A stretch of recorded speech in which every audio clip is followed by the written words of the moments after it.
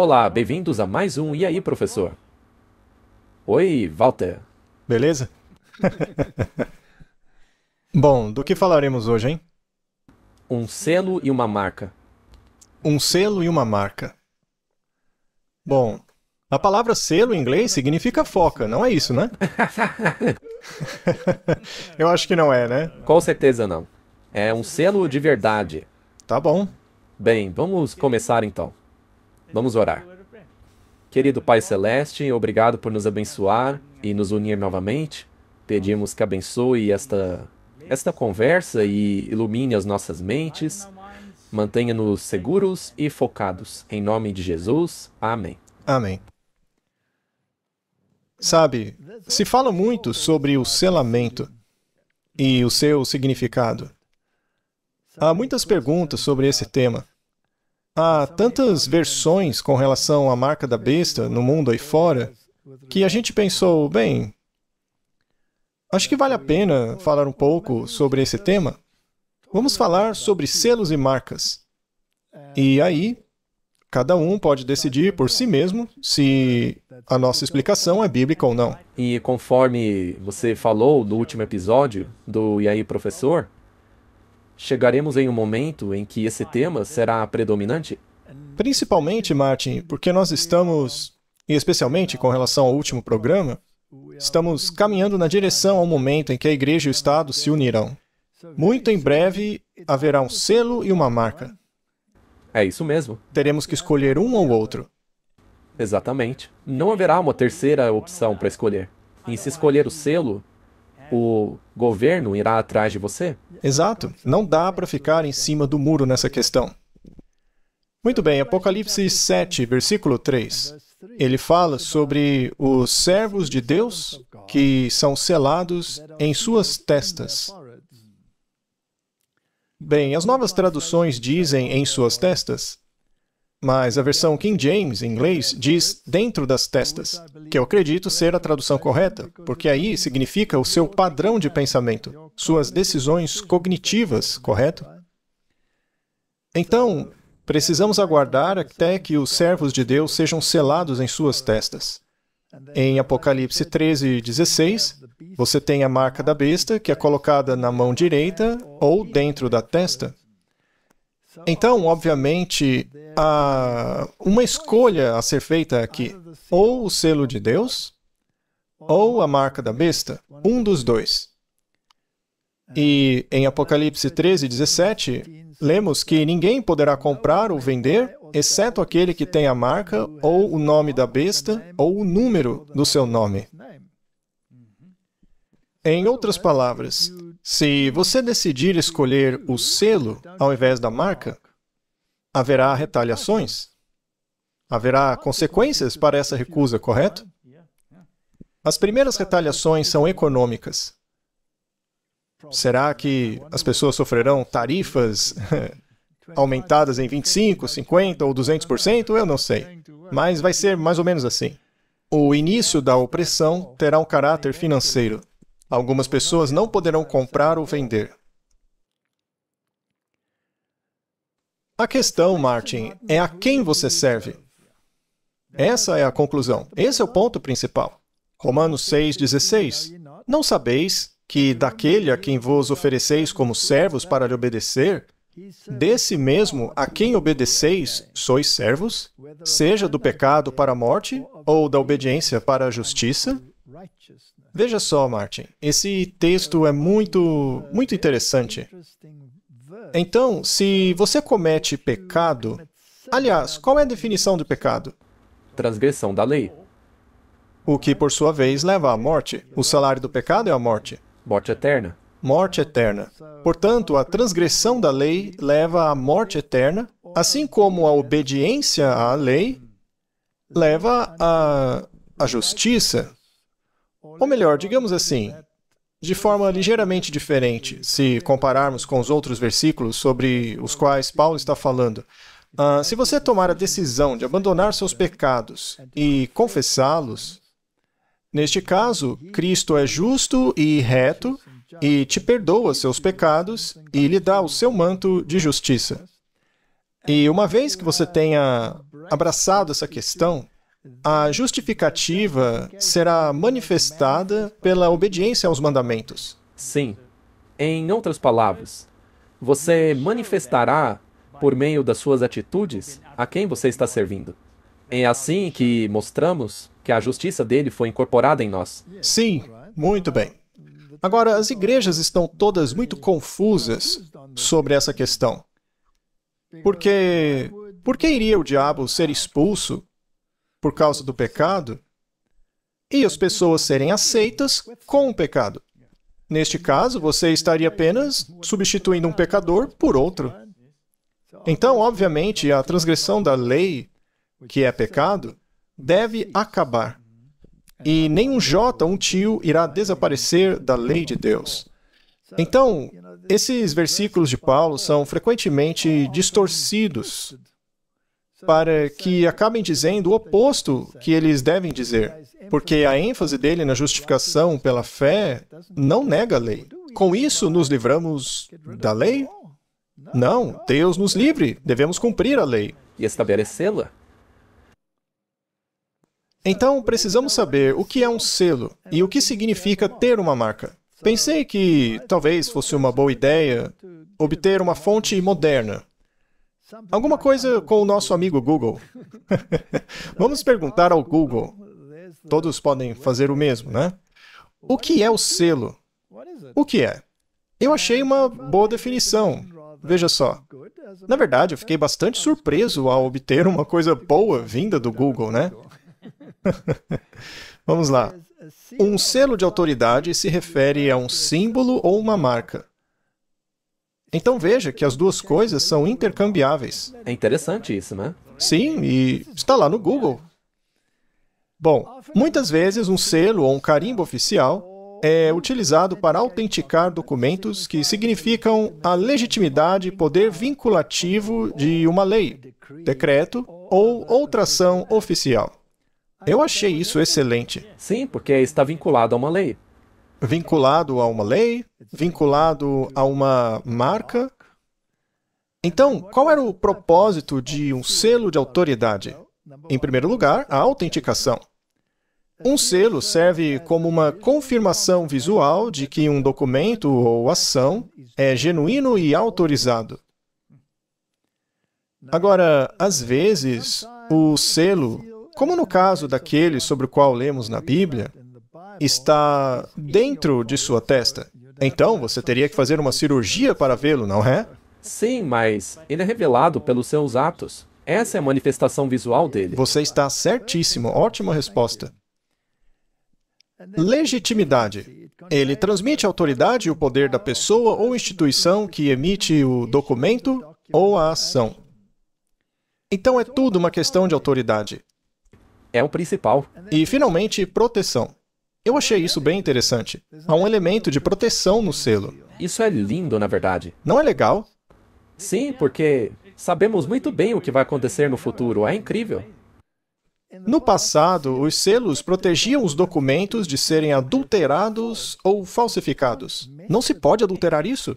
O documento em questão é protegido pelo selo. E se você adulterar, você nega a autoridade que colocou o selo ali. Exato. Ele também me deu um link para saber mais, para obter mais informações sobre isso. Aí eu cliquei no link. E ele me apresentou isso daqui, ó. Contexto histórico. Nos tempos antigos, os selos eram usados para autenticar decretos reais, contratos e outros documentos importantes.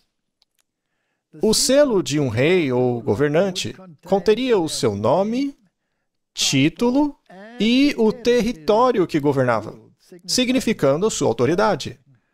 Eu também achei isso muito legal. Fiquei impressionado com o nosso amigo Google.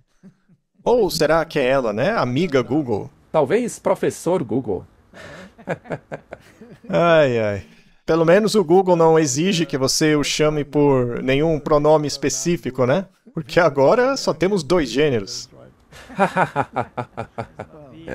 Seja como for. Então, esses são pontos muito importantes. E eu achei que eles são relevantes para o tema de hoje. Se aplicarmos todos esses pontos e perguntarmos o que é o selo de Deus, então ele deve se encaixar mais ou menos nessa estrutura aí, não é? Com toda certeza. Muito bem. O que é o selo de Deus? Isaías 8:16 nos diz o que é. Ata o testemunho, sela a lei entre os meus discípulos. Portanto, há duas coisas que os discípulos de Deus devem ter: a lei e o testemunho. Perfeito. Lemos isso em algum lugar no capítulo 12 de Apocalipse? Sim, capítulo 12, verso 17. E eu acho também que em Apocalipse 19, verso 10. E o dragão irou-se contra a mulher e foi fazer guerra com o restante dos seus descendentes, que são aqueles que guardam o quê? A lei? Que guardam a lei e se apegam ao testemunho. Então, o testemunho é aquilo que todos os profetas testificaram. E a lei foi a primeira parte da Bíblia, a Torá, que continha os 10 mandamentos.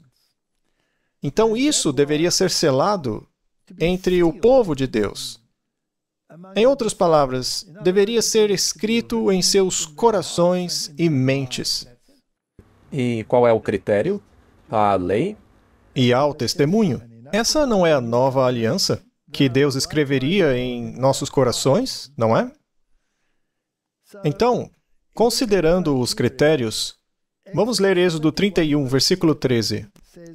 Fala também aos filhos de Israel, dizendo: certamente guardareis os meus sábados, porque é um sinal entre mim e vós, nas vossas gerações, para que saibais que eu sou o Senhor que vos santifica. Portanto, de onde vem a nossa santificação? Por viver uma vida perfeita. Por ser perfeitamente obediente a tudo e superando tudo com esforço próprio? É assim que você vai para o céu? Claro que não. Não é isso que diz o versículo. Não é isso que diz o versículo. O versículo diz que o Senhor é quem nos santifica. Não é algo que você possa alcançar. É uma justiça alheia que lhe é imputada. É uma ação interna do Espírito Santo que te capacita. Certo. Mas por que ele diria que o sábado é o sinal entre Deus e o seu povo? E lembre que essa palavra sinal também pode ser traduzida como marca. Nós acabamos de ver a definição. O que vimos era o paralelo a um selo. Portanto, é Deus quem nos santifica. Agora, se você for a esse mandamento do sábado, o quarto mandamento, diz assim: lembra-te do dia de sábado para o santificar, em 6 dias trabalharás, etc. E aí diz: pois em 6 dias o Senhor, e ali está o nome do Senhor, Jeová, o Senhor teu Deus, quem fez, ou seja, o Criador, Jeová é o Criador. E a jurisdição dele, o território dele é o céu e a terra. Portanto, ele ordenou que guardássemos o dia de sábado.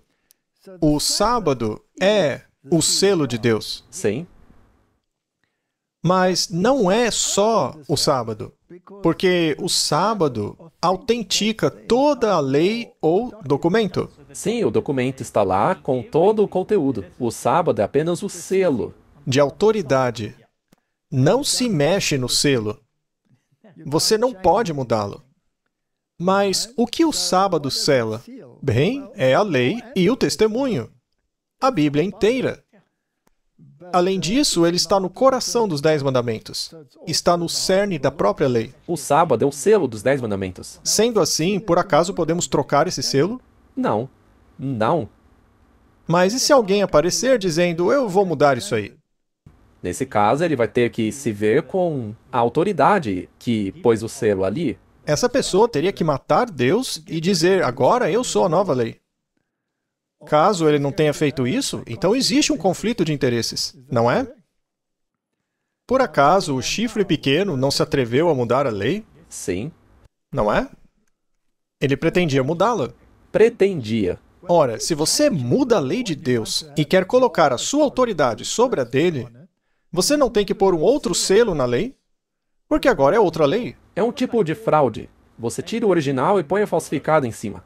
Teria que pôr um outro selo, não é? Se um governo tem leis estúpidas, aí vem um outro governo, revoga essas leis, joga tudo fora. Todas as leis da administração anterior. E passa a escrever ordens executivas, mudando todas as leis. Como está acontecendo agora. Então, uma nova assinatura tem que ser colocada lá, um novo carimbo de aprovação, um novo selo. É assim que se muda uma lei. Você tem que desfazer a anterior e colocar a sua. Mas e se a lei anterior for tão imutável que nem um J, um tio, pode ser movido dela? Aí você vai ter problemas. Mas você vai lá e muda mesmo assim. Aí você está realmente encrencado. Eu acho que é isso mesmo, Martin. Podemos dizer que, de acordo com a definição ali que vimos do Google, o quarto mandamento é a única lei que atende a todos os critérios necessários para um selo? Sim, com certeza. Eles disseram o nome, o título, o território. Porque se eu te desse uma ordem e te dissesse para você fazer X, Y, Z e assinei lá o meu nome, você provavelmente ia dar uma boa risada e jogar no lixo. Ou você teria um ataque de raiva, ou uma das duas coisas, certo? Mas se alguém com um pouco mais de influência pode te colocar na cadeia se você não fizer aquilo, bem, aí você encararia a situação de outra forma, né? Vamos colocar assim, se você me der uma multa de trânsito, eu vou rir dela. Não é mesmo? Mas se a multa for dada por um guarda de trânsito, aí é diferente. Pois é, mas é isso mesmo.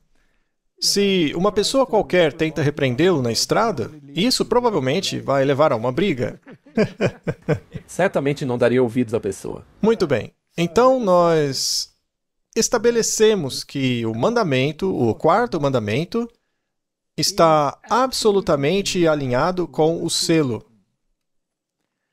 Deuteronômio 6, versículo 2. Para que temas ao Senhor teu Deus e guarde todos os seus estatutos e os seus mandamentos, que eu te ordeno, tu, teu filho, o filho de teu filho, todos os dias da tua vida, e para que os seus dias sejam prolongados. Vamos ler o verso 6? E estas palavras que te ordeno hoje estarão no teu coração, e as ensinarás diligentemente aos teus filhos, e delas falarás assentado em tua casa, e andando pelo caminho, e deitando-te e levantando-te. Ou seja, Martin, o tempo todo. Esse é o princípio que dita as nossas vidas. É algo que deve estar arraigado no nosso viver. Tema a Deus e guarde os seus mandamentos. Este é o dever de todo homem. Não foi isso que Salomão escreveu? Deve fazer parte de você. Não é uma coisa que seja como uma tarefa. Não, tem que ser parte do seu ser. Deve ser o princípio da nossa vida. E Salomão foi alguém que descobriu, por meio de circunstâncias dolorosas, que, de fato, esse deve ser o princípio da vida. Ele se desviou muito.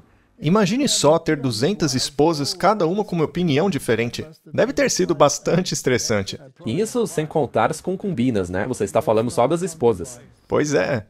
No total, dá cerca de 1000 mulheres. E as atarás como sinal, veja só a palavra aí de novo, e elas serão por frontais entre os teus olhos. Ou seja, Martin, você deve não apenas agir de acordo com a lei de Deus, mas também pensar de acordo com a lei de Deus. É algo que você deseja fazer. Tornou-se a sua mentalidade. Muito bem. Então, cele a lei e o testemunho. Aqui ele salienta a importância dos mandamentos e o selo de autoridade que autentica essa lei é encontrada no quarto mandamento dela. Certo. Qual é a diferença entre mandamentos e estatutos? Bem, Deus deu a eles muitas regras. Algumas eram estatutos civis, outros estatutos de saúde, outros estatutos morais. Então, é um coletivo. Porém, os 10 mandamentos foram escritos separadamente. e considerados de tal importância que foram escritos com o dedo de Deus e colocados em tábua de pedra e guardado dentro da Arca da Aliança, protegido por um propiciatório, porque a letra da lei te condena à morte como pecador.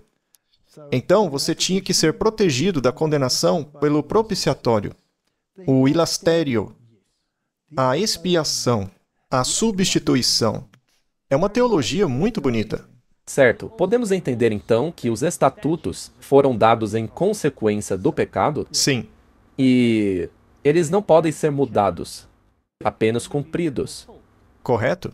Alguns deles, como os rituais e estatutos cerimoniais, foram cumpridos. Mas a questão moral é eterna. Por isso foi escrita em pedra. E quando chegarmos ao céu, até mesmo os outros estatutos estarão cumpridos e não valerão mais. Só que a lei moral continua. Deus foi muito claro. A lei moral deve estar em nossas mãos. Isto significa temos que agir de acordo com ela. Os 10 mandamentos devem estar dentro de nossa mente para que pensemos adequadamente. Agora, onde é posta a marca da besta? Ou na mão ou na testa. Já a marca é diferente. Ela pode ser posta ou na mão ou na testa, ou seja, na mente. Ou seja, alguns farão por obrigação e outros porque acreditam naquilo. Farão porque acham que aquilo é o certo. Então, ou um ou outro, ou por obrigação ou porque você acredita naquilo. Mas os 10 mandamentos não, devem estar nas mãos e na mente. É quase como que o seu livre-arbítrio. Você começa acreditando em alguma coisa e depois agindo de acordo com ela. Correto? Efésios 4:30. E não entristeçais o Espírito Santo de Deus, pelo qual estáis selados para o dia da redenção. Então veja, há outro selo. Mas este selo, Martin, ele está, na verdade, gravado na sua mente. Então, o que havia que precisava ser selado? A lei e o testemunho? Tinha que ser selado na mente para que ficasse lá e não fosse removido da mente até o dia da redenção. Você tem que estar absolutamente convicto. Apenas uma pergunta. Então esse selo aí não é algo que você faz. É o Espírito Santo que está dentro de você. Quem te convence do pecado? O Espírito Santo. Qual é a função do Espírito Santo? Convencer do pecado, da justiça e do julgamento. Então, primeiro você é condenado pelo pecado. Eu sou um transgressor da lei.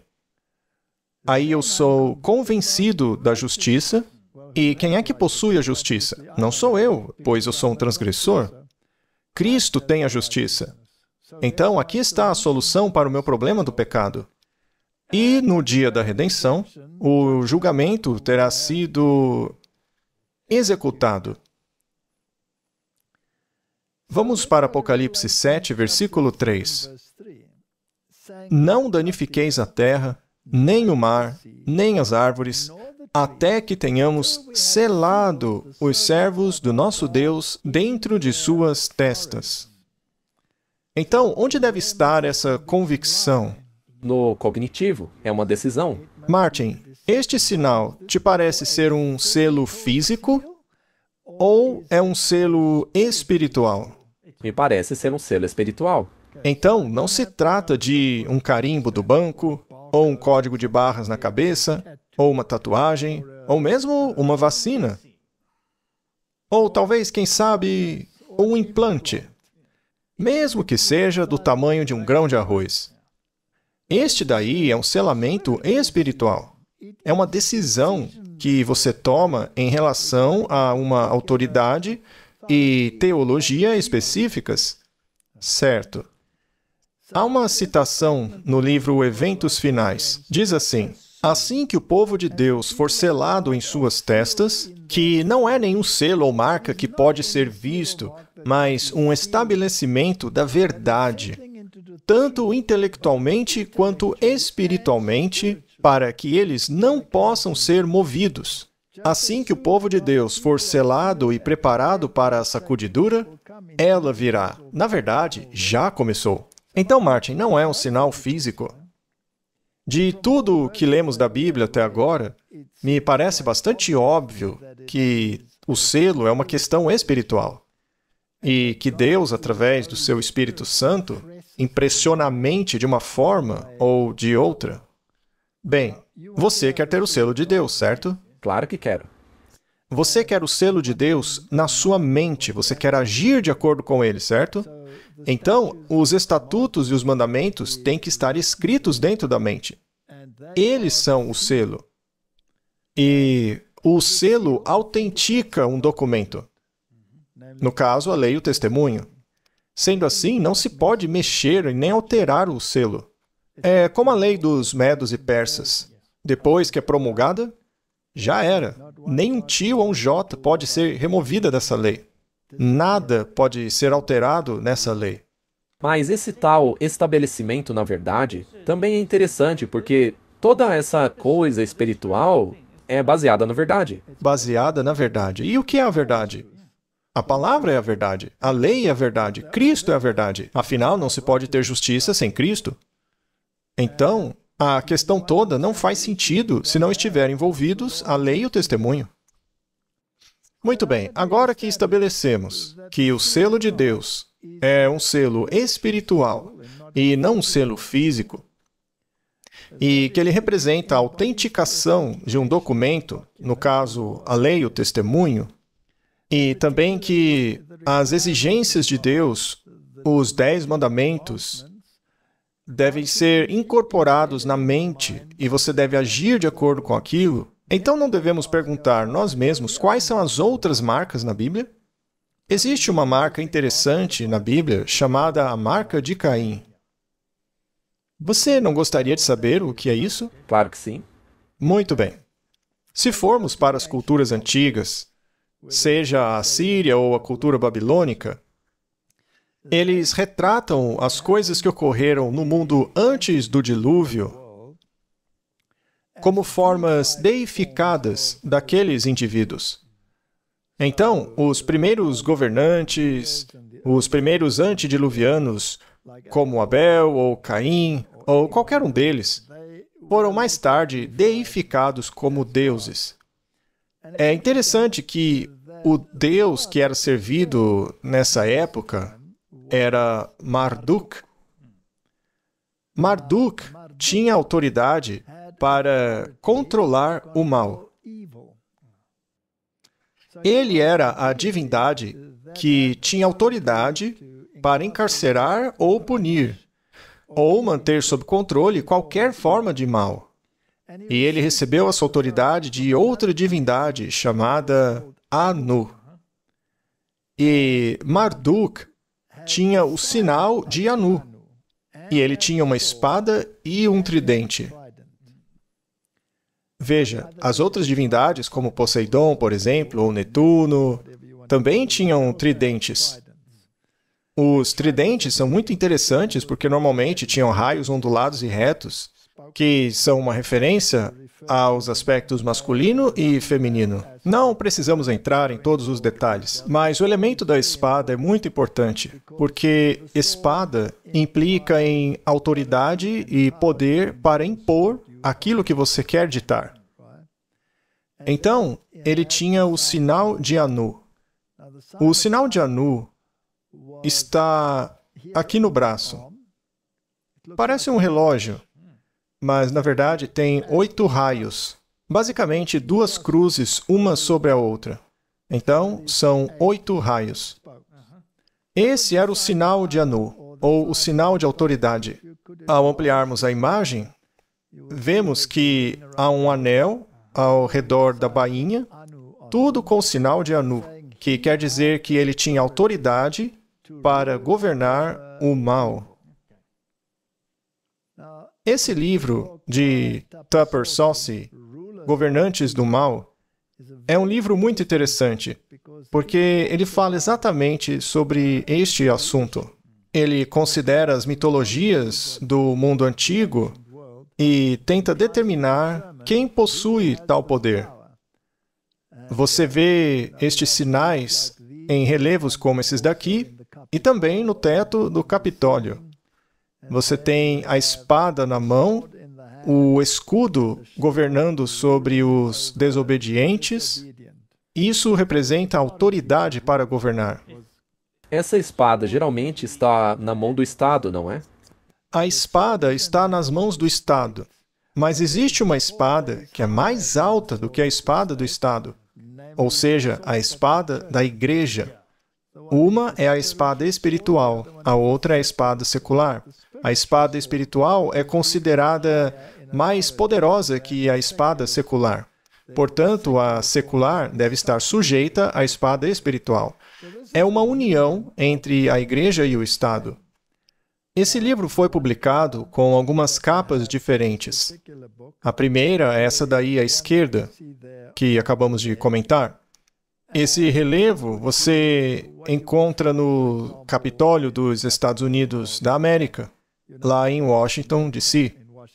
Agora, outra capa do mesmo livro em outras edições, porque, como eu disse, tem várias, tem um padre jesuíta com o sinal de Anu, o que é muito interessante.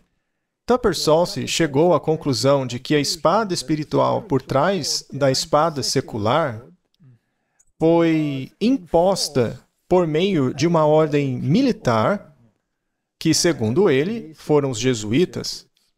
Essa é a conclusão a que ele chegou com base em sua pesquisa. E, pessoalmente, eu acho que ele acertou na mosca. Sem dúvida, se você usar outras fontes que temos, como, por exemplo, o espírito de profecia, vemos a mesma coisa. Muito bem. Vamos então destrinchar a marca de Caim. Gênesis 4, versículo 8, lemos assim: E falou Caim com Abel, seu irmão, e aconteceu que, quando ambos estavam no campo, que Caim se levantou contra Abel, seu irmão, e o matou. Agora, a razão pela qual ele fez isso é porque o sacrifício do cordeiro de Abel fora aceito, enquanto que o sacrifício de Caim, que era o produto, fruto do trabalho de suas próprias mãos, foi rejeitado. Em outras palavras, são dois planos da salvação diferentes. sim, um é... O primeiro é a salvação pela fé, no sangue expiatório do cordeiro, e o outro é a salvação pelas suas próprias obras. O plano da salvação que foi aceito foi aquele que colocou a fé no sacrifício que viria, do qual o cordeiro era apenas um símbolo, que referia-se a Jesus Cristo.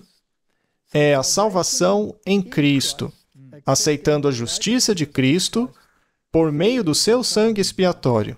Este plano é o aceitável a Deus. Não há como você ser salvo por meio de suas próprias obras. São duas religiões. E o que assusta é que os dois sacrificaram. Os dois sacrificaram, mas um sacrificou as obras de suas mãos, o seu próprio trabalho, que é a salvação pelas obras, e o outro sacrificou confiando num Redentor, no qual a obra era feita fora de si mesmo. Era uma justiça que não vinha de dentro dele. Ou seja, duas mentalidades. Duas mentalidades no mundo. A maioria dos sistemas religiosos do mundo hoje tem a mentalidade de Caim. Vamos continuar a ler a história. Então ele foi, levantou-se e matou Abel. Bem, as duas mentalidades nunca se unirão. Uma sempre perseguirá a outra. Esse é o cerne da história. O versículo 10 diz: E ele disse, o que fizeste? Quem está falando aqui é Deus. A voz do sangue do teu irmão clama a mim desde a terra. Agora és maldito da terra, que abriu a boca para receber da tua mão o sangue do teu irmão. Quando lavrares a terra, ela não te dará mais a sua força. Fugitivo e vagabundo serás na terra. E disse Caim ao Senhor: O meu castigo é maior do que posso suportar.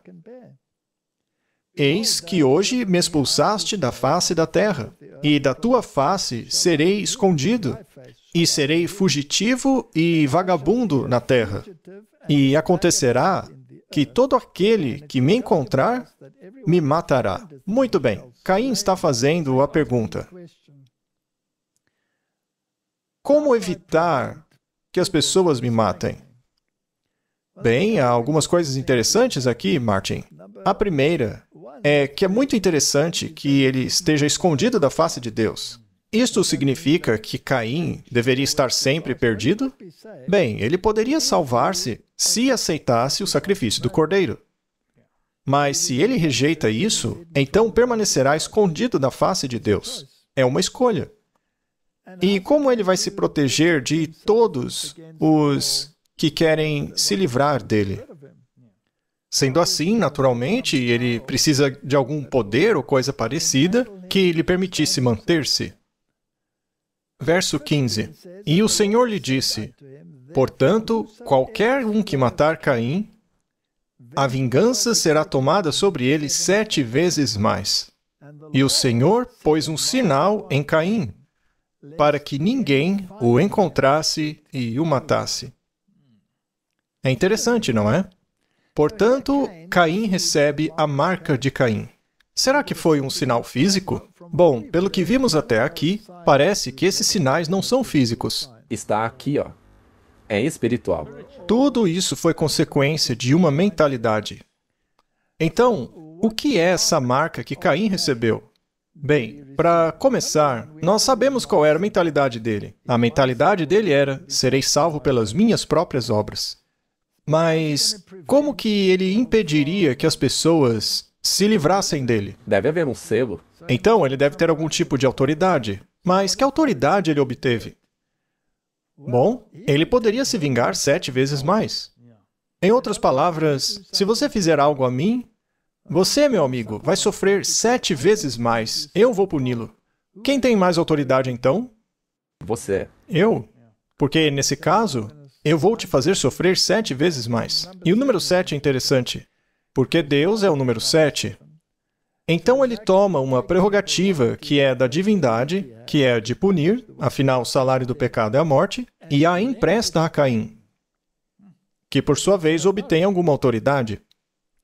Vamos ler a história mais a fundo. E Caim conheceu sua mulher, e ela concebeu e deu à luz a Enoque. Esse é o primogênito de Caim. As pessoas sempre perguntam, quem era a esposa de Caim? Ora, naturalmente, uma de suas irmãs. Não havia imperfeição genética naquela época. Então, era perfeitamente seguro casar-se com uma irmã. O próprio Abraão se casou com uma meia-irmã. E, mais tarde, quando as imperfeições genéticas aumentaram bastante, houve advertências de que não se deveria casar dentro da família. Mas o primeiro filho dele foi chamado de Enoque. Esse é o Enoque, filho de Caim. Não é o Enoque, o 7º depois de Adão, ok? Mas Caim edificou uma cidade e colocou nela o nome do seu filho Enoque. Então Caim construiu uma cidade. Em uma cidade, há muitas pessoas que devem ser controladas. Então ele se tornou o governante delas. E ele precisava manter as pessoas com a mentalidade dele sob controle. Afinal, elas tinham a tendência de serem infratoras da lei. Por que será, hein? Então, em certo sentido, ele se tornou Marduk, que, por sua vez, controlava os filhos do mal. Agora, a questão é, por que Deus daria permissão a Caim para governar e punir os filhos do mal nas cidades dele? Eu sempre conto uma história. A minha esposa, ela era professora. E ela também estava em uma escola onde havia muitas pessoas de origem desfavorecida. E, como acontece frequentemente, eram pessoas envolvidas com drogas, violência, faziam parte de gangues. Era um lugar muito perigoso para se estar. E os alunos dela, em muitos casos, eram muito mais velhos do que deveriam ser, porque repetiam 1, 2, 3 ou 5 vezes seguidas. E, como uma pessoa bastante dócil e gentil, ela tentou manter a lei e a ordem, o que foi uma tarefa impossível.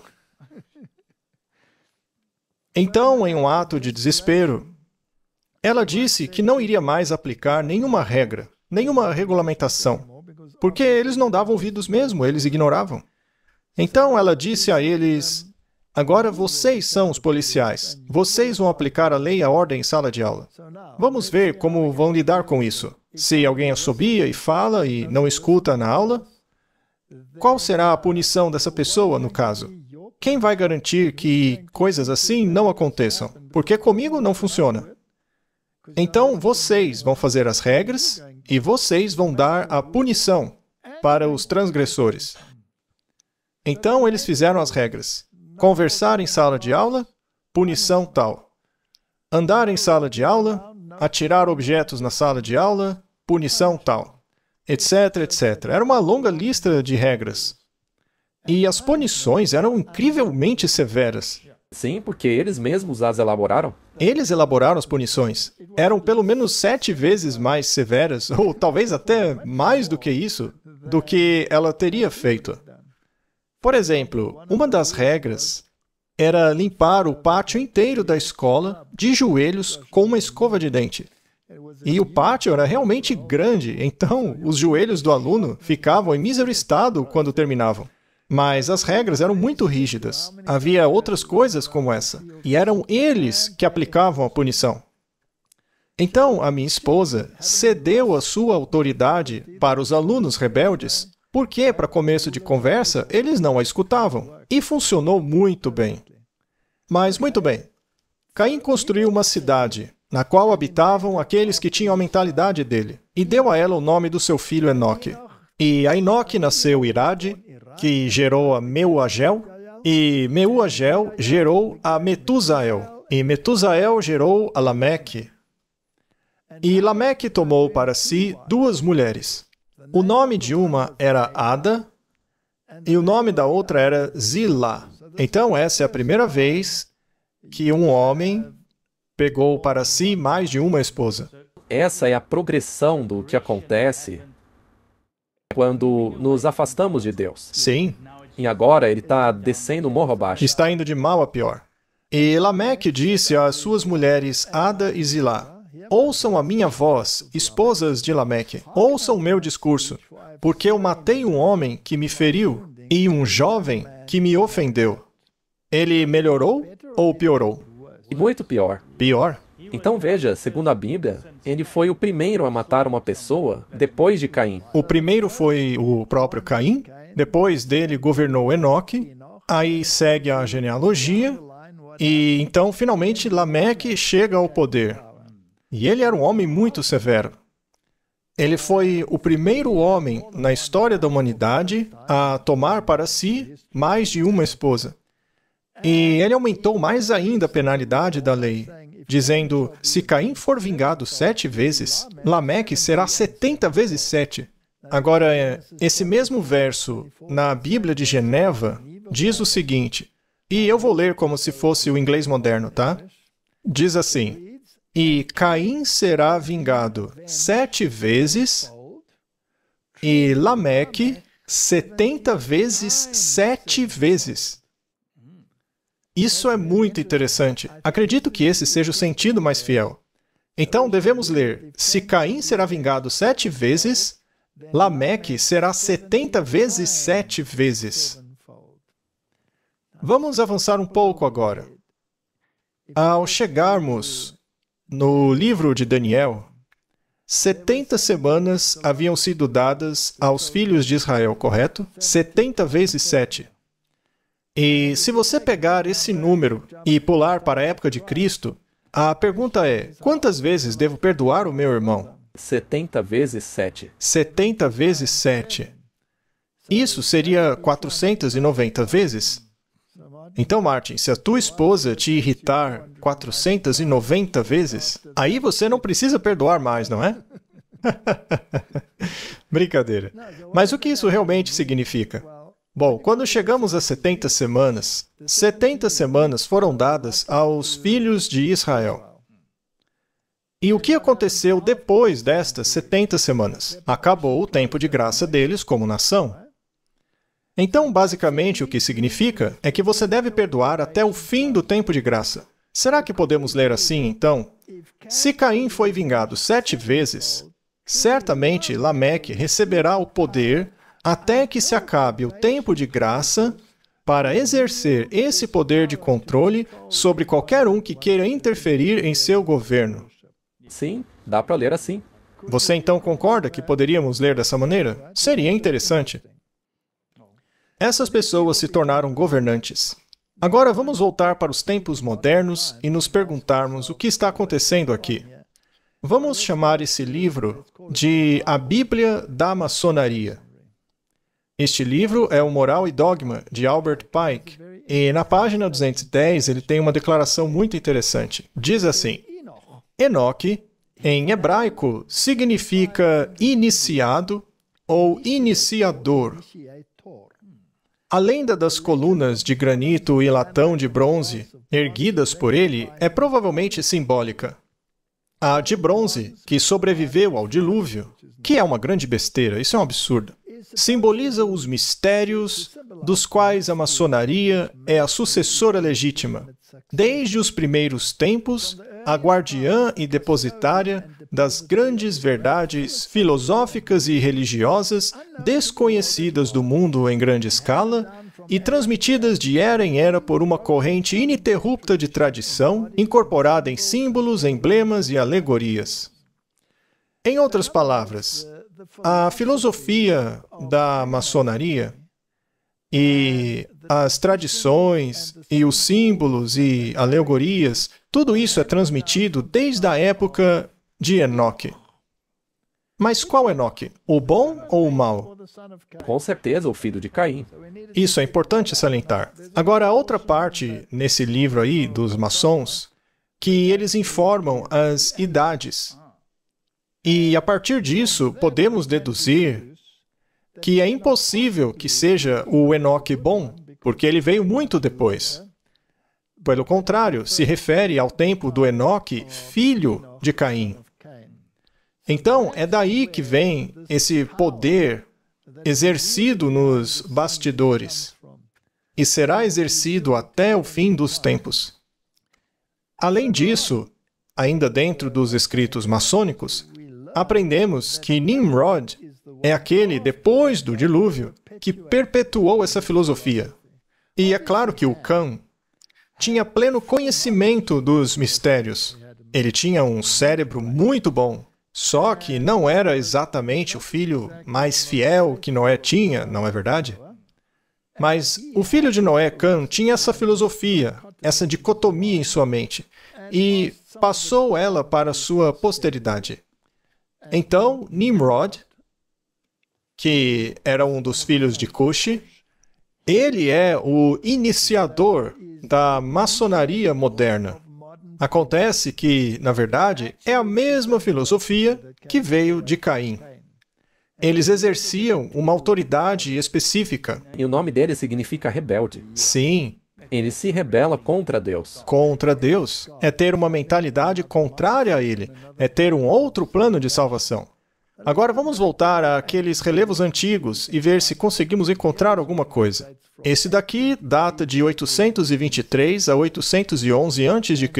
Esse é o governante Shamash Adad V. Vamos dar uma olhada em alguns símbolos. Mais uma vez, ele usa o mesmo relógio que Marduk usava, mas nesse caso não dá para ver a face do relógio. Mas aqui em cima você vê o círculo de 8 pontas, de 8 raios. Este é o sinal de Anu. E logo aqui você tem algo que se parece como uma bússola, certo? Como um compasso e um esquadro. Você tem o símbolo de Baal Haddad. É algo que pode ser semelhante ao que chamamos de calendário asteca atualmente. E então você tem uma tríplice coroa ali. É muito interessante. Aí nos perguntamos, ao longo da história, quem tem todos esses símbolos? Agora, é muito interessante o que ele tem em volta do pescoço. Vemos aqui a cruz de Malta. Obviamente, não tem nada a ver com o Calvário, pois isso ocorreu mais de 800 anos antes de Cristo. Então, a cruz de Malta é muito importante. Tem também esse cinto, e logo abaixo você vê o cabo da espada dele, que representa a sua autoridade. E no outro braço, com certeza vemos o sinal de Anu. Sim, o sinal de Anu está logo aqui embaixo. Então temos aqui todos os símbolos. E esses governantes poderosos eram os únicos que receberam o poder de Marduk a fim de governarem. E, em nome de Marduk, eles controlavam os filhos da desobediência. Essa é a imagem de Caim. Então, com tudo isso em mente, vamos continuar até chegarmos na marca da besta. Então, vimos a marca de Caim, e obviamente é um símbolo que lhe deu autoridade para se proteger contra qualquer um que quisesse interferir em seu governo. E ele também fundou as cidades e as alegorias e os símbolos que, segundo a maçonaria, dá honras a Lúcifer. É um sistema de salvação pelas obras. Esse sempre foi o ponto principal. É o mesmo que Caim. Agora, Martin, o maior sinal de Anu no mundo hoje está lá na Praça do Vaticano. São 8 linhas de 2 cruzes, uma dentro da outra. Então, esse é o sinal de autoridade de Anu. Então, Anu foi quem lhe deu autoridade. Agora, se você ler a Bíblia, verá que aquele que permitiu que ele governasse o mal foi o próprio Deus. Mas quem é realmente adorado é Marduk. Então, aqui está o símbolo dessa autoridade. Agora, quando o autor daquele livro colocou na capa os jesuítas com o símbolo de Anu em seu pescoço, será que ele não quer dizer que estes estão governando os maus nos bastidores? É o que ele quer dizer. Agora, qual é a marca da besta? Bem, já sabemos qual é a marca de Deus, então qual é a marca da besta? Apocalipse 14:9. E seguiu-os o terceiro anjo, dizendo em alta voz: se alguém adorar a besta e a sua imagem e receber a sua marca na testa ou na mão, essa pessoa, então, estará exposta à ira de Deus. Correto? Portanto, não queremos isso. Mas quem é essa besta? Uma pergunta. Pelo que vimos até agora, é fácil desviar a atenção do porquê haverá consequências se as pessoas decidirem pegar essa marca. Correto, porque é o oposto da salvação. E também ao fato deles pegarem o selo de Deus e o destruírem, como mencionamos lá no Google, ou mesmo antes dele, que se alguém tentar alterá-lo, não se pode alterá-lo. Estará encrencado. Então aqui temos um poder que está tentando usurpar o poder de Deus. Essa autoridade vem em uma linha ininterrupta, desde Enoque, filho de Caim, até finalmente chegar a Nimrod, que aplicou essa filosofia em sua plenitude, que decidiu construir a Torre de Babel para que Deus não os destruísse novamente. Deus já havia prometido que não os destruiria com água. Mas eles desafiaram a promessa de Deus mais uma vez. Eles não acreditam nas promessas de Deus. Não acreditavam que o Messias viria para pôr inimizade entre a tua semente e a semente dela, etc. Eles não acreditam no plano da salvação. Muito bem. Agora, todos os reformadores da Idade Média acreditavam que essa besta representava o catolicismo. E é fascinante que o maior sinal de Anu de todo o planeta está bem ali, no quartel-general da besta. Muito bem. Agora vamos perguntar à Igreja Católica qual é a marca da autoridade dela. Segundo a Igreja Católica, o domingo é a marca de autoridade dela, já que a Igreja está acima da Bíblia. E essa transferência de observância do sábado é a prova desse fato. Essa não é uma afirmação arrogante? Isso é blasfêmia. Blasfêmia pura, não é? Não dá para ser mais arrogante. Eu acho que é a mesma coisa do que Caim disse. É mais ou menos o mesmo que Caim. E eles têm a marca de Anu. E Caim também tinha a marca de Anu. E o Nimrod tomou essa marca e construiu uma cidade. E o Enoque também não construiu uma? É a mesma coisa. O Nimrod construiu uma cidade. Essas pessoas amam cidades.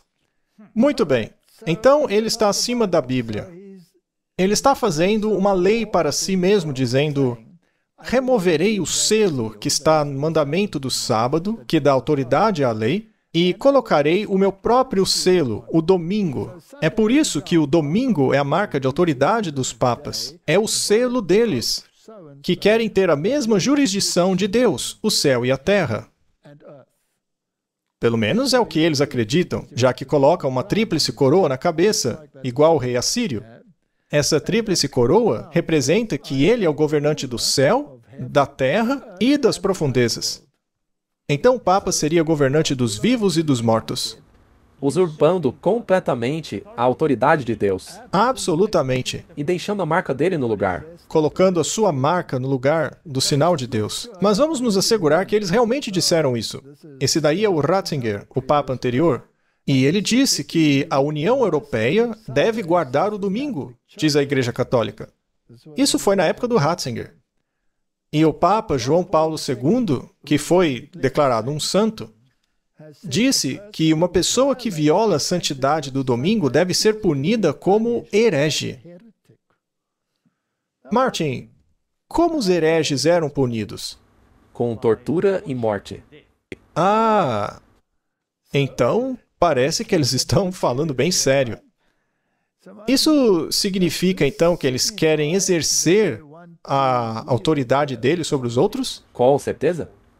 Se você aceitar este sinal, essa marca da autoridade deles, isso significa que você reconhece a autoridade deles acima da palavra de Deus. É claro, você está aceitando outra autoridade que não é aquela da Bíblia, que é Deus. Cabe a nós escolher qual autoridade queremos servir. Onde é colocado o selo de Deus? Na testa? E Na sua mão? a marca deles? Ou na testa ou na mão. Tanto faz. Ou você a tem nas mãos, ou seja, obedece porque é obrigado. Sim, você não tem que acreditar naquilo. Você faz porque é forçado. E o outro lugar é na testa, na mente. Ou seja, você obedece porque concorda com aquilo. Você acha que Jesus mudou a lei, que Jesus arrancou o seu próprio selo. E isso te faz submisso a essa nova autoridade. Isso, escolhem o Papa como autoridade. A Igreja Católica inventou o purgatório, sendo o Papa aquele que te liberta da punição do pecado, e não Jesus Cristo na cruz. É realmente outra autoridade. São dois tipos de salvação, não é? Sem dúvida. E é exatamente isso que nos leva de volta a Caim e a Abel. Martin, eu acho interessante que em 2005, um padre jesuíta de nome Joseph Fessio disse ao Meet the Press, e aliás, esse é o fundador da Ignatius Press, então isso também nos diz muita coisa, né?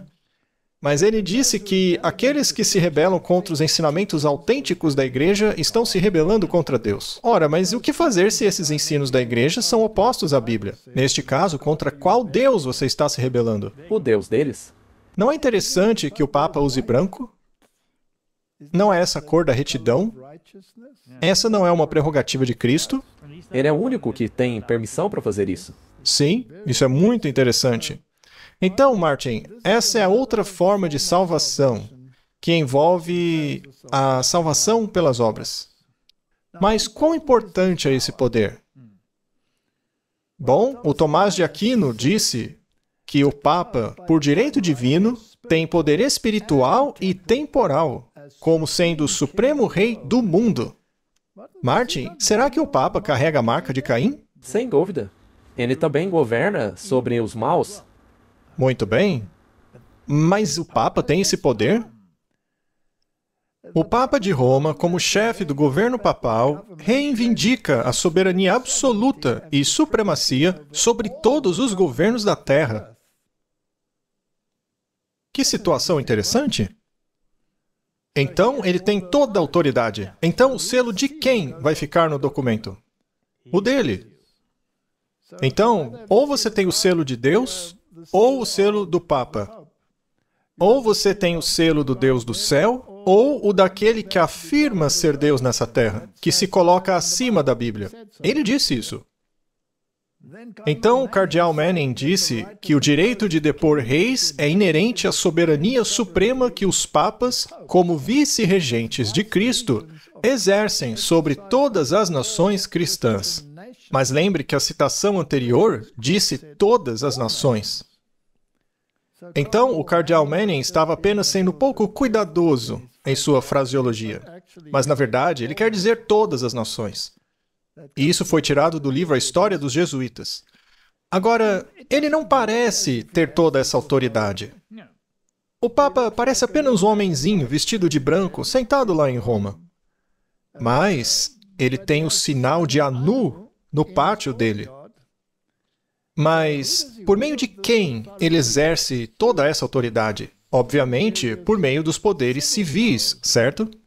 E quem é o seu principal interlocutor? Bem, a Bíblia nos diz, em Apocalipse 13:11, que haverá outra besta, outro reino que chegaria à terra, que tem o princípio de cordeiro, mas fala como dragão. E é assim que a primeira besta, o catolicismo romano, fala. E ele, ou seja, esse segundo poder, exerce todo o poder da primeira besta diante dele. Este poder é controlar os filhos do mal nesta terra. E essa besta tem o mesmo poder que a anterior tinha. E o faz em favor dela. Sim. Já que esse segundo poder faz com que a terra e o que nelas habitam adorem a primeira besta. Ela faz isso em favor da primeira besta, aquela cuja ferida mortal fora curada. Então aqui está o poder que sabemos que só pode ser aplicado aos Estados Unidos da América, porque é um poder semelhante ao de um cordeiro e deve ter poder político suficiente para controlar os problemas da terra. E deve surgir quando a primeira besta, o catolicismo, parece receber uma ferida mortal. Parece receber uma ferida mortal. Na verdade, ele apenas sai dos holofotes, mas continua atuando por meio dos seus poderes maçônicos e governa o mundo por trás das cortinas, por meio do seu segundo poder. E o segundo poder surge exatamente no mesmo momento em que o primeiro recebe a ferida mortal. Exatamente. Não pode ser nada mais além dos Estados Unidos. Não há dúvida sobre isso. Hoje é os Estados Unidos que têm poder para mandar no jogo. Sendo assim, os Estados Unidos também devem ter o sinal de Anu. Muito bem. E essa segunda besta, os Estados Unidos, é uma imagem da primeira besta, Roma. Ora, veja como os dois se parecem. E a pergunta é: qual é o objetivo disso? Bom, o objetivo é que a Igreja e o Estado governem juntos. Já falamos sobre a união da Igreja e do Estado no nosso último episódio. Então, vamos nos certificar de que é isso que eles querem mesmo. Agora, com isso em mente, veja, por exemplo, o selo da Universidade de Georgetown. Essa é a universidade jesuíta favorita dos grandes presidentes e poderosos para educar os seus filhos. Sua fundação foi em 1789. O lema da universidade é Utraque Unum, os dois em um. E a inscrição em latim, Collegium Georgium Palatum, ad Ripas Potomac, em Marilândia, que significa o Colégio de Georgetown às margens do Potomac, em Maryland. É interessante que a sede do governo também fique lá em Maryland, não é? Parece até mesmo um presente da Igreja Católica, ou um empréstimo. Vamos colocar assim. Bom, aqui está o selo da Georgetown. Isso daqui é um selo. Ora, então tem autoridade envolvida? Selos são coisas muito interessantes, né? E no selo nós vemos uma águia que está empunhando aquele escudo que já mostramos. Uma de suas garras está segurando o globo e com a outra, a cruz. Ou seja, um representa o poder espiritual e o outro representa os poderes seculares da terra. E ambos serão utrac unum, ou seja, os dois em um.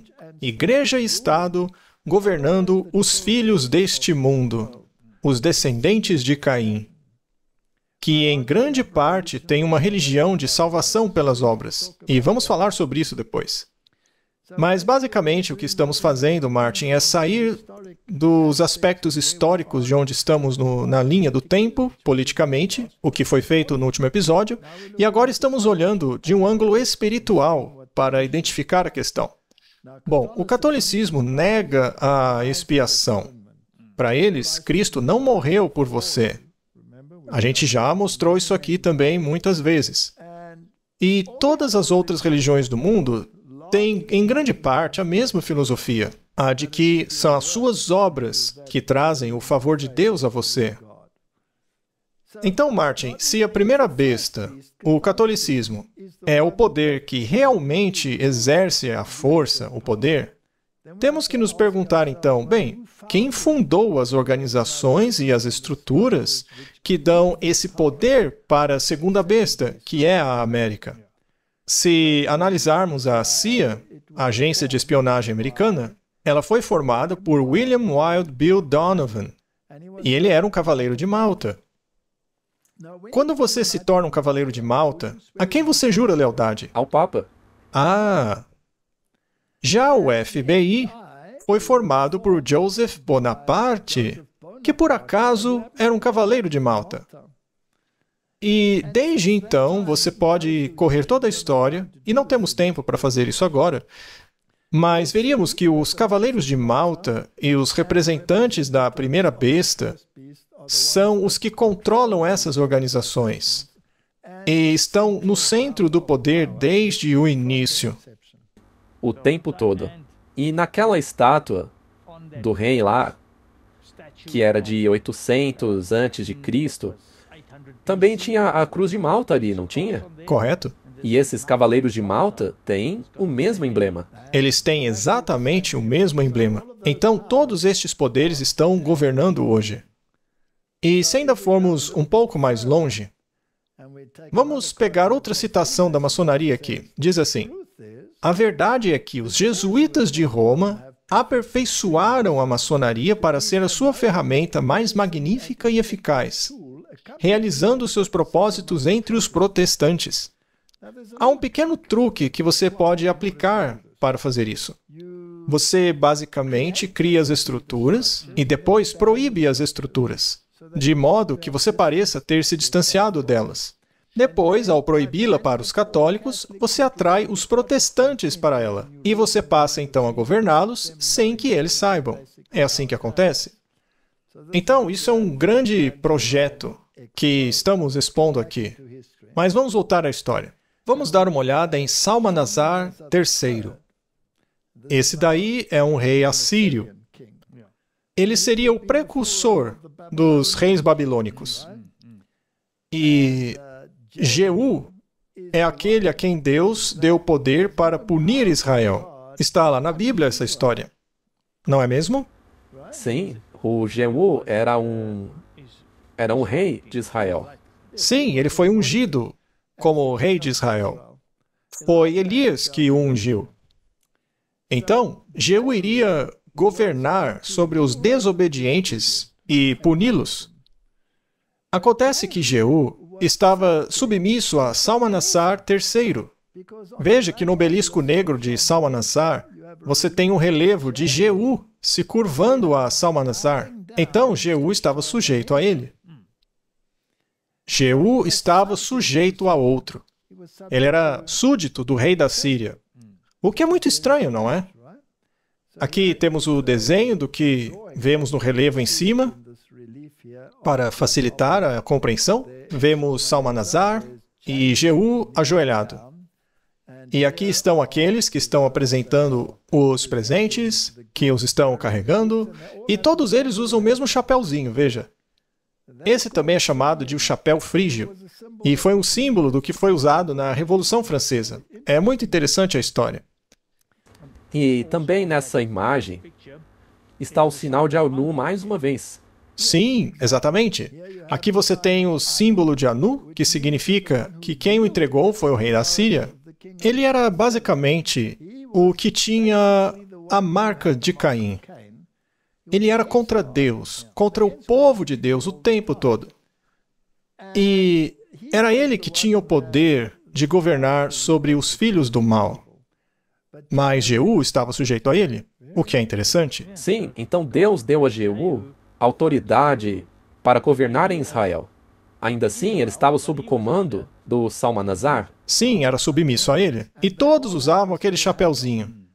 Agora, se você usasse esse chapéu, você era considerado um homem livre. Ah, Se você se submete a Roma, aí você pode ser um homem livre. Ou se estivesse sujeito a Salmanassar, você seria um homem livre. então você só é livre na medida em que, de acordo com eles, você adere ao bem comum. Esse é um ótimo ponto. Então você tem total liberdade de escolha e de religião, desde que faça o que eles mandam. É assim mesmo.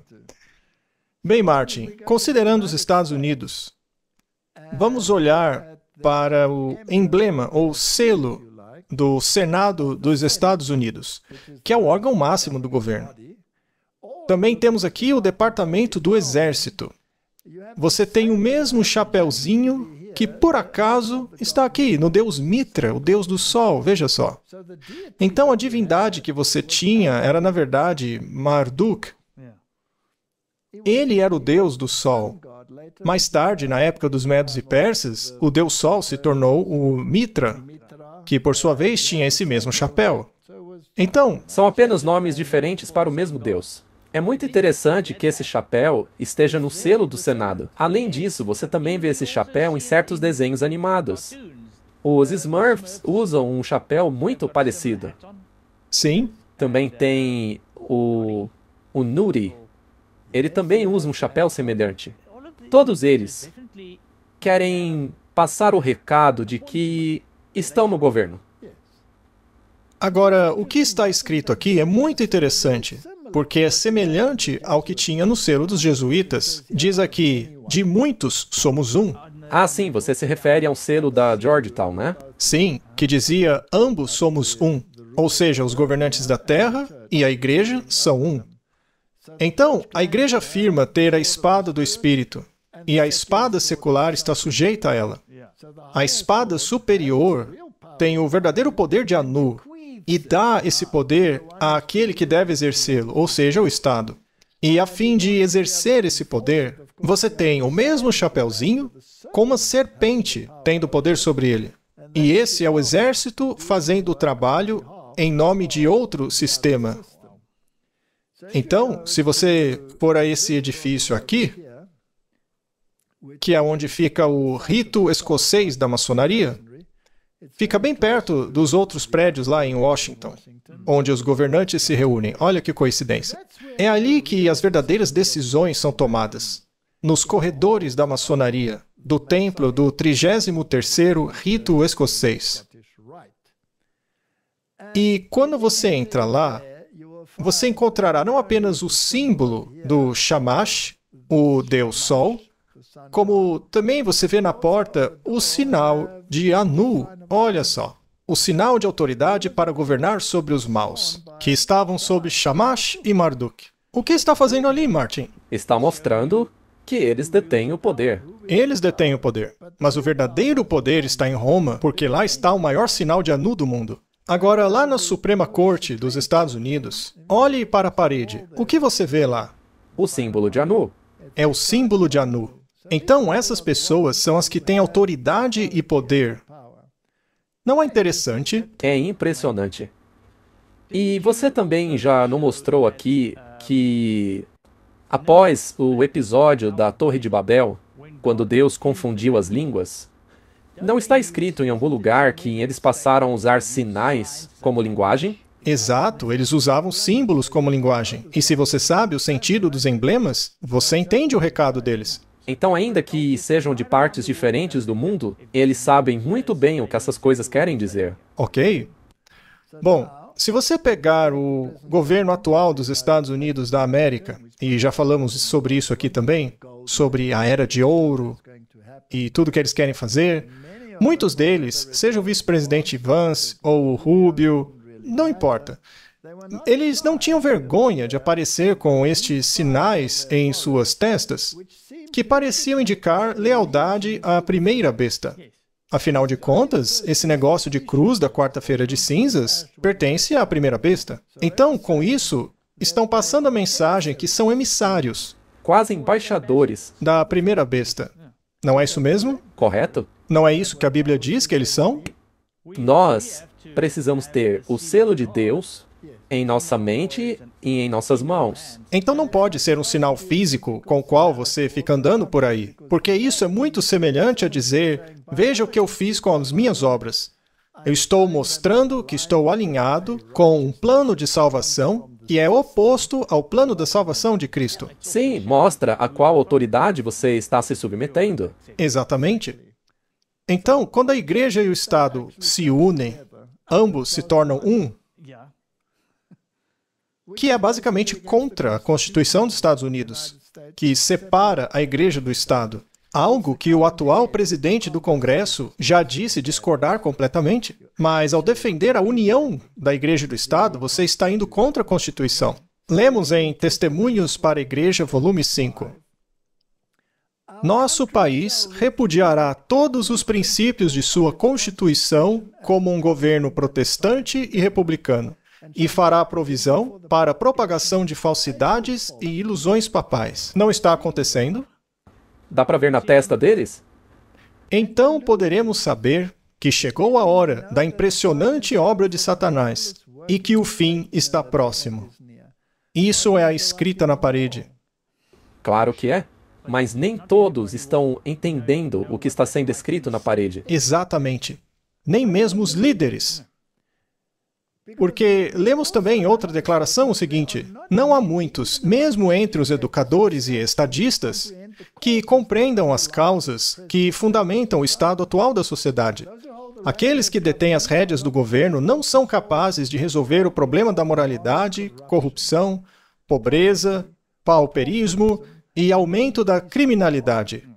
Então, temos todos esses cartéis, todos esses movimentos, tentam destruir esse, aquele, mas parece que a coisa só piora, nada melhora. Temos aí a crise do fentanil, daquela droga terrível. Mas agora existe uma esperança. A era de ouro tem essa euforia, né? Pois é. Eles estão lutando em vão para colocar as operações comerciais em uma base mais segura. Você diria que o mundo está em uma turbulência econômica neste exato momento? Ora, qualquer pessoa consegue ver isso. Se os homens dessem mais atenção ao ensino da palavra de Deus, descobririam a solução dos problemas que os deixam perplexos. Mas eles não o fazem. Eles não encontram a solução porque não procuram na palavra de Deus. Eles buscam a solução no poder de Anu, na marca de Caim. E então o grande enganador persuadirá os homens de que aqueles que servem a Deus estão causando estes males. Ou seja, Martin, haverá tornados, haverá catástrofes, haverá ainda mais drogas chegando, todo tipo de caos econômico. E a classe que provocou o desagrado do céu colocará a culpa de todos os seus problemas sobre aqueles cuja obediência aos mandamentos de Deus é uma perpétua repreensão aos transgressores.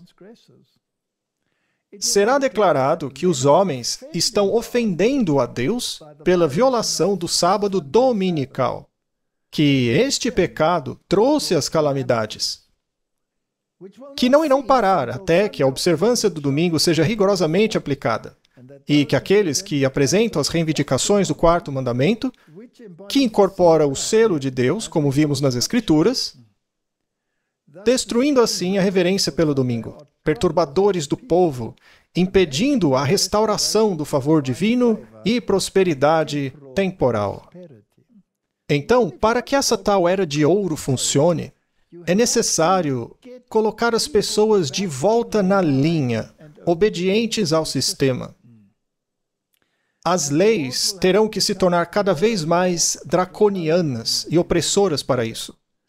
Por fim, dirão que precisamos recuperar a moralidade, temos que levar as pessoas de volta a Deus. Mas qual Deus? Aquele que coloca cinzas na sua testa? Ou do Deus que coloca o seu selo dentro da sua mente? Essa não é a escolha? Sim, temos que escolher qual autoridade. E se você olha para os eventos atuais, a gente está muito próximo, né? Essas leis não podem ser... Veja, não é improvável que aconteça muito em breve. Eu creio que os últimos eventos serão rápidos. Então, essa é a era de ouro que eles querem tanto alcançar. E cada um deles está propagando uma utopia aqui na Terra. Por outro lado, a Bíblia diz que a terra irá de mal a pior, e aí sim o reino de Deus será estabelecido, quando todos os sistemas políticos da terra forem destruídos. Exatamente. A citação anterior não dizia prosperidade temporal? Sim. Nós desenvolvemos minuciosamente aquilo que chamamos de cartão de ouro, que muito em breve estará à venda. Por $5 milhões, permitiremos que as pessoas mais bem-sucedidas na criação de empregos de todo o mundo tenham a oportunidade de comprar a cidadania americana. É como o Green Card, mas muito melhor. Como comandante-chefe, meu foco é construir o exército mais poderoso do mundo. E como primeiro passo, vou pedir ao nosso Congresso que financie um domo de ouro, um escudo de defesa antimísseis para proteger a nossa pátria. Totalmente feito nos Estados Unidos. Outros países já têm isso. E os Estados Unidos precisam ter também, certo, Tim? A gente também precisa ter. Eu quero agradecer a todos. Isso é muito importante. Pois esse mundo é perigoso e a gente precisa disso. Precisamos estar protegidos. Vamos proteger os nossos cidadãos americanos. Eu acredito que a minha vida foi salva naquele dia em Butler por uma boa razão. Fui salvo por Deus para tornar a América grande novamente. Eu creio nisso.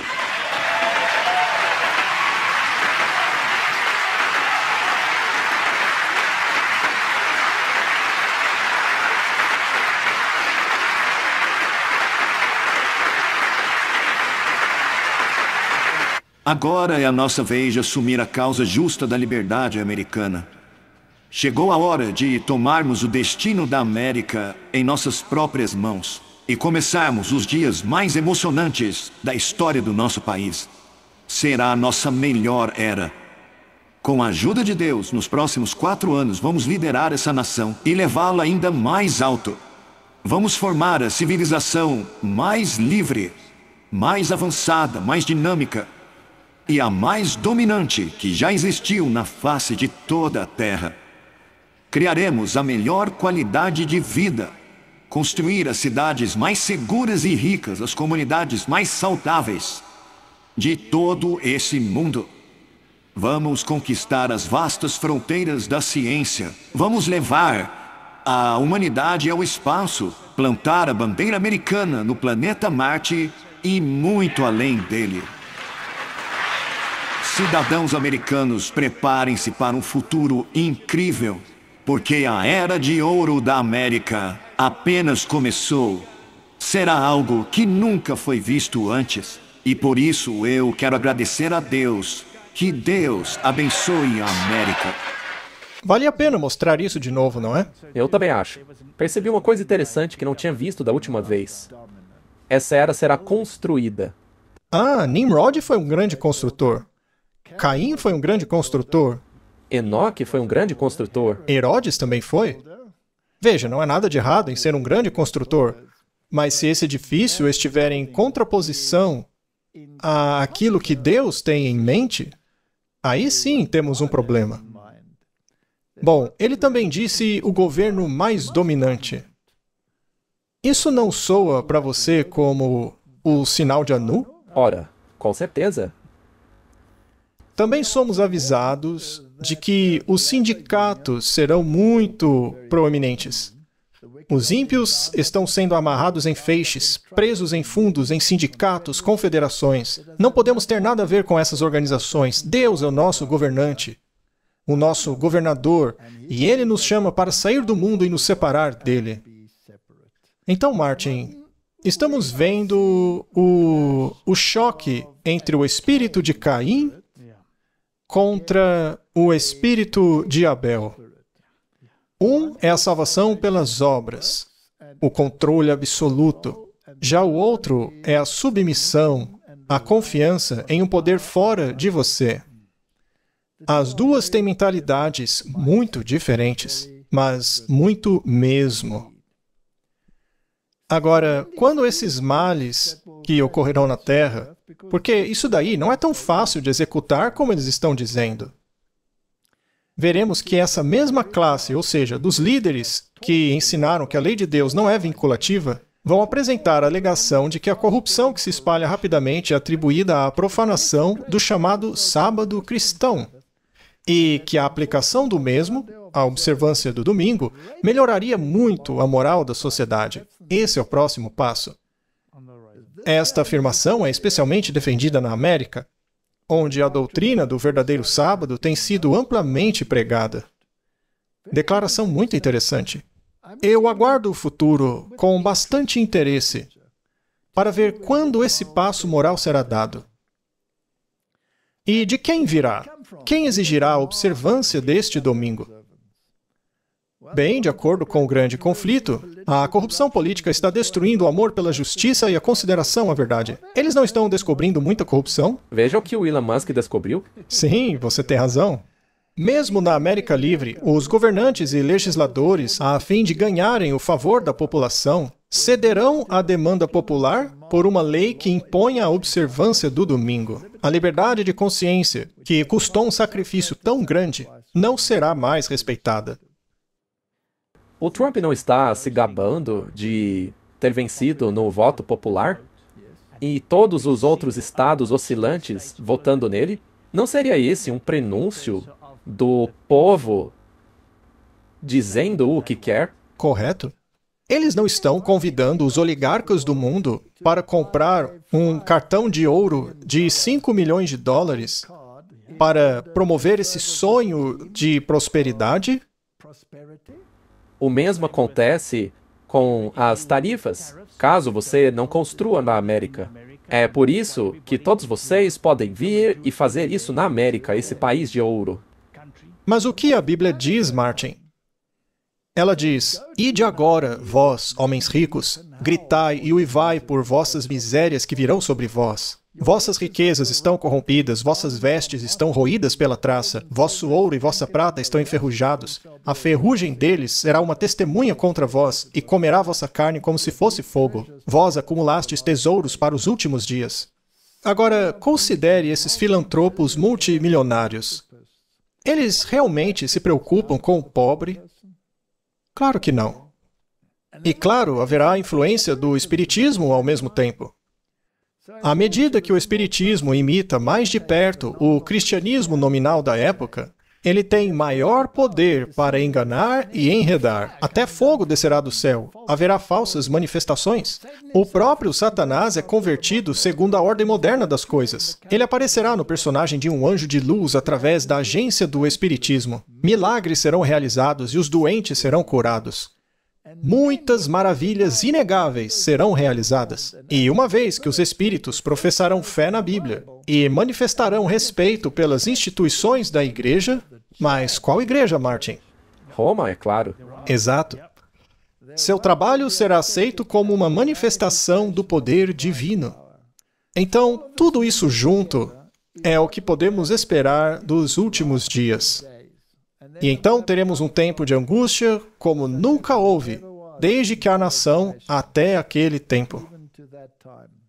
Mas a boa notícia é que, naquele tempo, seu povo será libertado, todo aquele que for achado escrito no livro. Estamos perto desse tempo? Olha, eu acredito que sim, muito perto. Apocalipse 20, versículo 4, nos diz: "E vi tronos e aqueles que estavam sentados sobre eles, e o julgamento foi-lhes dado. E vi as almas daqueles que foram degolados por causa do testemunho de Jesus e da palavra de Deus, e que não adoraram a besta, nem a sua imagem, nem receberam sinal na testa ou nas mãos, e eles vieram e reinaram com Cristo por 1000 anos." Então, mesmo que eles sejam a minoria aqui, em Cristo, eles terão a vitória. Eles vencerão a besta. Terão a vitória sobre a imagem. Então, essas duas fotos aqui, essa besta com os elementos da Babilônia e da Medo-Pérsia e da Grécia e de Roma e que possui o sinal de Anu. Martin, essa vitória será do povo de Deus. E o que diz Jesus? Apocalipse 19, 20. "E da sua boca sai uma espada, com a qual ele ferirá as nações." Isso não me parece uma era de ouro para mim. Parece para você? Para mim, isso parece com uma rocha de Daniel 2, que destrói os reinos dos homens. e ele as regerá com vara de ferro, e pisará o lagar do vinho da ira de Deus, o Todo-Poderoso. 1 Coríntios 15, 24. Então virá o fim, quando ele entregar o reino a Deus, o Pai, e quando houver destruído todo domínio e toda autoridade e poder. Que domínio? Que autoridade? Que poder? Aqueles que governam debaixo da marca de Anu, que foi transmitida por meio da linhagem de Caim. Martin. Os governantes do mal. Estamos vivendo as cenas finais da história da Terra. Podemos esperar os eventos mais fascinantes que os seres humanos já viram. O selo ou a marca? Qual escolheremos? O selo, com certeza. Vamos orar. Pai Celestial, oramos fervorosamente para que estejamos na posição privilegiada de sermos capacitados pelo Deus do céu para aceitar o selo do Deus Todo-Poderoso. Sele a lei e o testemunho. Sele a tua autoridade em nosso coração. O teu selo, que tem o teu nome, o teu título e a tua jurisdição, não pode ser alterado. Mesmo que venha alguém dizendo estar acima da Bíblia e ter o poder para fazê-lo, nos ordenando a nos curvar ao ensinamento da igreja dele, a observar a marca da besta, ou então sermos considerados como hereges. Que possamos fazer a escolha certa em nome de Jesus. Amém. Amém.